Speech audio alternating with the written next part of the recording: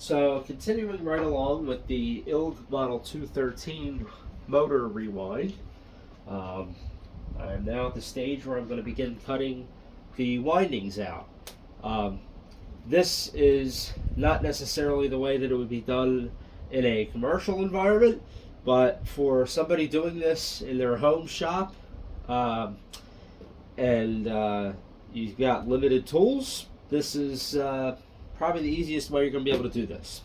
So what I'm using here is a pair of flush cutters, any kind of wire cutter, diagonal cutter, something that is preferably fairly flat on one side and beveled on the other will work rather well for this. So what I'm going to do is I'm going to start my way around with the inner coils, which would be the start winding, and I'm going to just start going around and cutting these pretty much as close as I can to the laminations, really where the slot liners are, those little sleeves. I'm going to cut down to those, and what I'm going to do is I'm going to pull the wire out and keep it together, and everything that is this thinner gauge is going to go into a cup, and then everything that's the thicker gauge on the outside will go in another cup.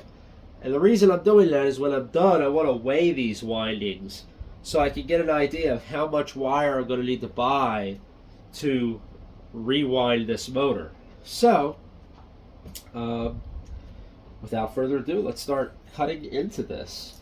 So I'll just start going through here and just a few strands at a time. It is a little bit messy, getting them loose. You may lose a couple, but it's okay because we're not going to be counting the strands from this end. I'm actually going to count it from the other end.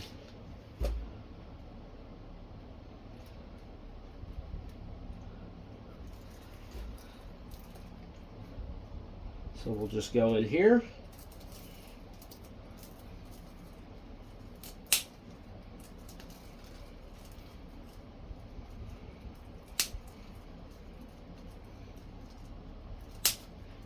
Work our way around. So I will see you back in a minute when I get these all cut out. Alright, so this is with all of the windings cut off of one side of the motor. So now I'm going to just carefully go in here and pull these out through this side. Also, real quickly, I wanted to make a note that on these motors, the holes that hold these into the yoke, they're a little bit offset. The side that is further away from the edge, the holes, I guess I should say, the holes favor the back end of the motor, the lead side of the motor. So the space between the hole and the edge is wider on the front where the shaft faces. Also, typically you'll see this little slot here. This is always facing towards the upper side.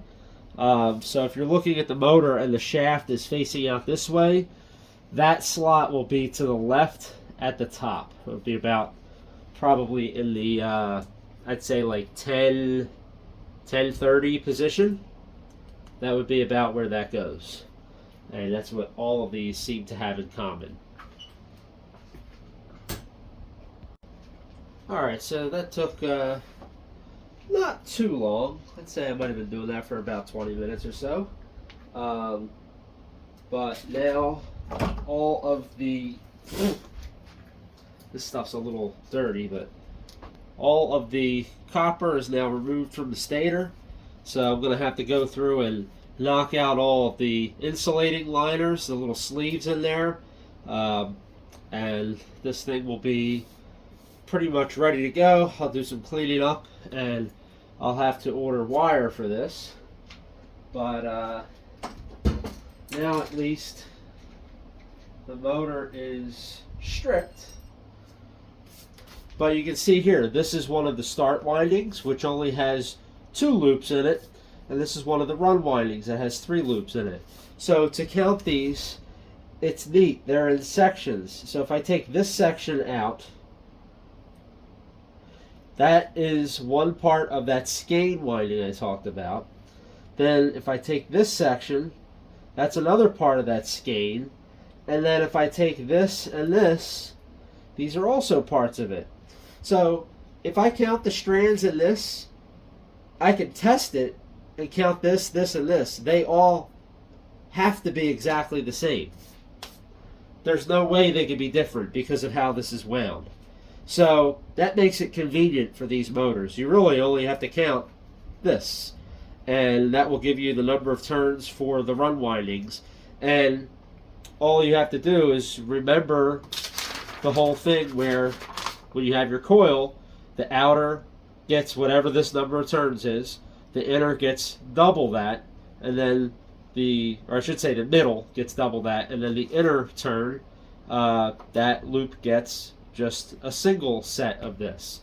And for the start windings, it's just they're both the same. So whatever you count for one of these, it'll be the same for the other.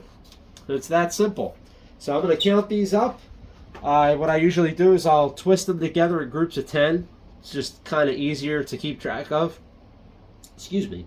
And then once I get them in groups of 10, I count them all up, and I log them down and go to the next step.